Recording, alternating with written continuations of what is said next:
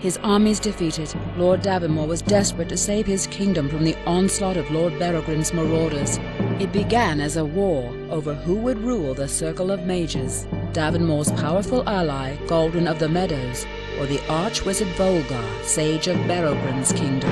Volgar was after the relics of power, ancient artifacts safeguarded by Galdrin, for according to legend, whoever unlocked their secret would acquire the magic to rule heaven and hell.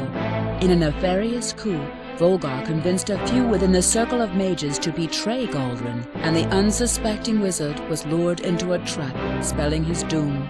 With Galdrin vanquished, Lord Davamore's troops were soon overrun, and he had no choice but to concede victory to Lord Berrogrim and Volgar. But Berrogrim's taste for blood was not easily quenched, and he demanded a special prize that would proclaim his dominion to all.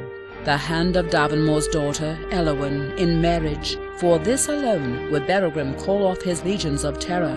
But unbeknownst to either lord, Elowyn had already sworn her love to Valdane, captain of Davonmore's royal guard and son to Lord Greymare of the Northlands.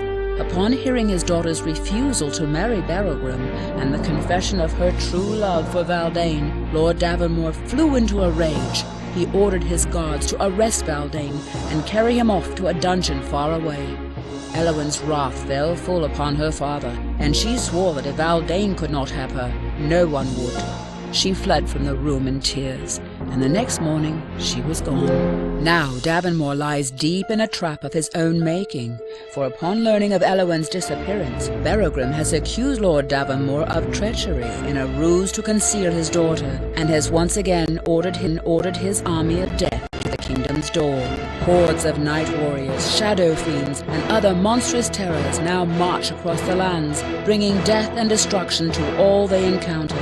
Only by finding his daughter and convincing her to honor his pledge can Davonmore hope to save his kingdom from the nightmare of Berrogrim's army of abominations. For should Volgar and his dark conspirators acquire the relics of power, they will truly become unstoppable. But all is not yet lost. It has been foretold that a young hero will arise to challenge the forthcoming evil.